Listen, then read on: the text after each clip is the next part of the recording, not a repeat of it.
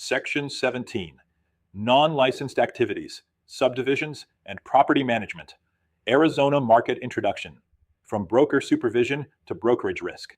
In Section 16, we discussed broker supervision and why brokers must have systems for agents, files, advertising, trust funds, and unlicensed assistants.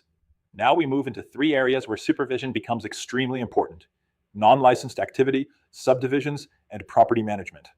These areas may seem different, but they all have one thing in common. If the wrong person does the wrong task, or if the broker does not maintain proper records, the brokerage can face serious ADRE problems. Non-licensed activity, know the line. In Arizona, a person generally needs an active real estate license to perform real estate activity for another person for compensation. This includes discussing terms, negotiating, showing availability, listing, leasing, selling, or helping procure prospects. ARS Section 32-2155 is important because compensation must flow properly through the broker, and a person cannot be paid for licensed activity unless properly licensed. The story: the front desk mistake. Imagine a brokerage has an unlicensed front desk employee. A caller asks, "Is the home on Maple Street still available, and do you think the seller would take less?" The employee says, "Yes, it is available, and I think they might take $20,000 under asking." That may sound like helpful customer service, but it can become unlicensed activity. The employee is now discussing availability and possible terms. That conversation should be handled by a licensed agent. Best practice: unlicensed staff may perform administrative tasks, but they should not discuss price, terms, motivation, availability strategy, negotiations, or contract details. Expired license problems. Another common violation happens when an agent forgets to renew their license, but continues working on transactions. Even if the agent is in a renewal grace period, they cannot continue performing licensed activity until the license is properly renewed. That means no negotiating, showing, writing offers, or representing clients. This ties back to Section 12. License renewal is not just paperwork, it is permission to practice. Subdivisions. The public report matters. Subdivided land generally means land divided into 6 or more parcels under 36 acres each.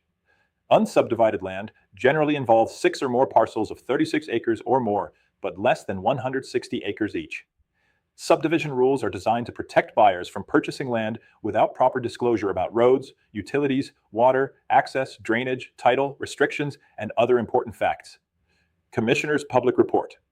One common subdivision violation is offering or selling subdivided land without first obtaining the required Commissioner's Public Report, often called a CPR or Public Report. This is a major issue because the public report gives buyers important information before they purchase. If a developer, seller, or licensee skips this step, the commissioner may assess civil penalties, which can be up to $5,000 for each infraction after a hearing. Best practice: if land is being split, marketed, or sold in multiple parcels, stop and ask whether subdivision laws apply before advertising or writing contracts. Property management. Records, records, records. Property management creates a large amount of paperwork. ADRE may audit property managers to confirm that leases, agreements, trust account records, and business records are properly maintained. Under ARS Section 32-2175, property management records must be organized and retained. Common record-keeping requirements include residential rental agreements kept for 1 year after expiration, finder fee records kept for 3 years from the date paid, financial records, including trust account records, kept for 3 years from the document execution date.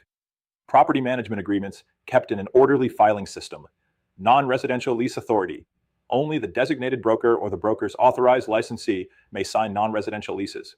This matters because property management often involves fast-moving lease decisions.